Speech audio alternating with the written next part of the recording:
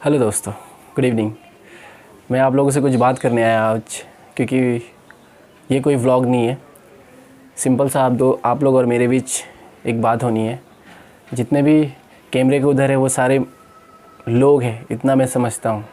और वो लोग भी जानते हैं कि जो सब्सक्राइबर लिख के आ रहा है वो सब्सक्राइबर नहीं है, वो लोग हैं।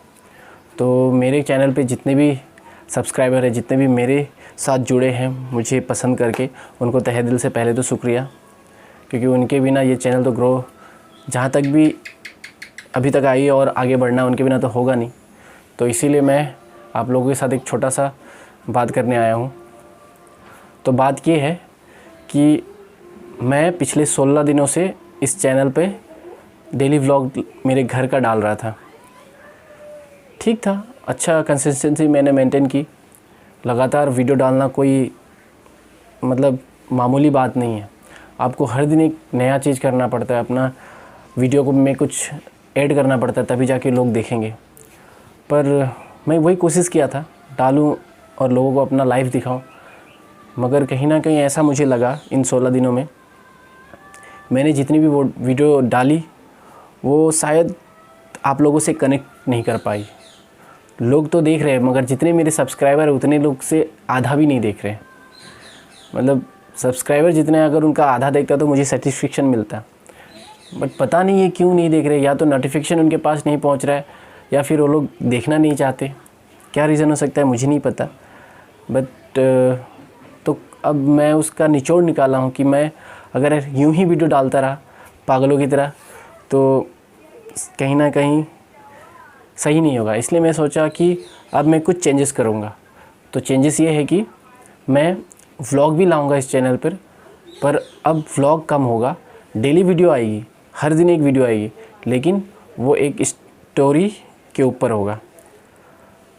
तो मान लीजिए सप्ताह में 3 स्टोरी होगा तो 4 व्लॉग होगा। तो इसी टाइप से मैं अब वीडियो इस चैनल पे डालूँगा, क्योंकि जब तक हम किसी के लाइफ में वैल्यू ऐड नहीं करते ना, तब तक रिटर्न में हमें कुछ नहीं मिलता है। तो इसी चीज़ को मद्देनज़र रखते हुए मैंने सोचा अब मेरे इस चैनल पे एक मोटिवेशनल स्टोरी हमेशा आएगी। वीक में 3-4 जितनी भी हो सकती है मैं डालने की कोशिश करूँगा। और साथ में मैं कहीं बाहर गया या घर में कुछ इंटरेस्टिंग चीज़ हो रहा है या मेरे लाइफ में कुछ इंटरेस्टिंग चीज़ घट रही है, उसकी ब्लॉग आप लोग को देखने को मिलेगी।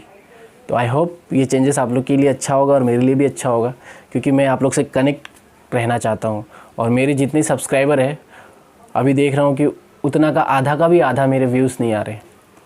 तो इसीलिए ट्राई करूँगा आप लोग से कनेक्शन करने के लिए, आप लोग के साथ जुड़े, दिल से जुड़े। अगर जुड़ सका तो अच्छा है, इसलिए मैंने ये एक स्टेप लिया। तो आशा करता हूँ आप लोग को भी पसंद आया होगा ये मेरा डिसीजन। तो सपोर्ट कीजिएगा, आप लोग की सपोर्ट के बिना तो आगे बढ़ना मुश्किल है। देख ही सकते हो बैकग्राउंड कैसा है, आप लोग को पता ही है। तो इस बैकग्राउंड को नेक्स्ट लेवल पहुंचाना है तो आप लोग की सपोर्ट चाहिए। तो ठीक है, यहीं वीडियो को अंत करते हैं, और बाकी जो होगा वो आप लोग को अपडेट मिलता रहेगा। और कल से मेरे इस चैनल पे व्लॉग के साथ साथ, मतलब एक दिन व्लॉग नहीं आएगा, व्लॉग अगले दिन तो स्टोरी टेलिंग अगले दिन, ऐसा करके इस चैनल पे वीडियो आते रहेगा। एक समय की बात है, महात्मा बुद्ध अपनी तपस्या में लीन थे। उन्हें तपस्या में बैठे हुए कई दिन बीत चुके थे। तभी एक शिकारी उस रास्ते जा रहा था। उस शिकारी ने महात्मा बुद्ध को पहचान लिया। शिकारी ने बुद्ध के बारे में बहुत बड़ाई सुनी थी, किंतु वह महात्मा बुद्ध की बड़ाई से संतुष्ट नहीं था। उसने परीक्षा लेने के लिए सोचा। शिकारी पहले तो महात्मा बुद्ध को एक छोटा सा पत्थर फेंक कर मारता है, किंतु महात्मा बुद्ध कोई प्रतिक्रिया नहीं करते हैं, क्योंकि उनका मानना था शरीर को तकलीफ होती है, आत्मा को नहीं।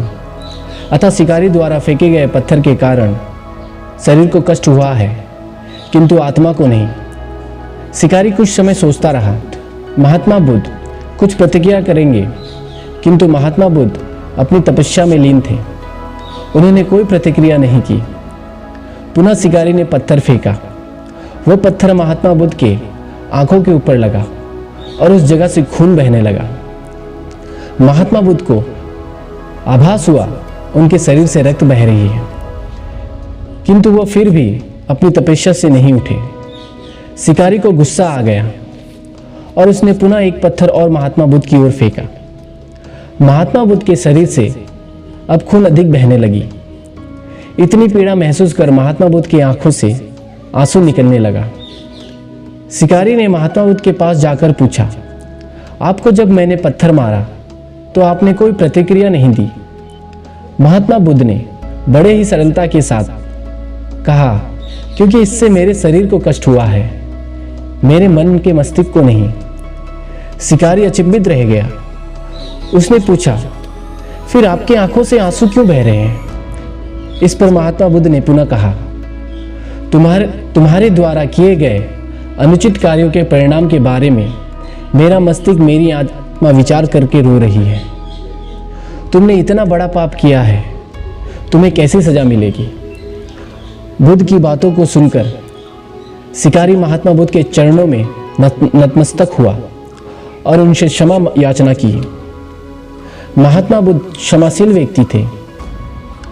उन्होंने तुरंत शिकारी को क्षमा कर दिया और अपना आशीर्वाद दिया। वह शिकारी महात्मा बुद्ध का आशीर्वाद पाकर एक महान व्यक्ति और साधक के रूप में जीवन व्यतीत करने लगा। तो दोस्तों, ये छोटी सी कहानी है, लेकिन ये कहानी हमें क्या सिखाती है कि जीवन में अगर आपको कोई दूसरे लक्ष्य से भटकाने की कोशिश करे, आपको अपने लक्ष्य से भटकना नहीं चाहिए।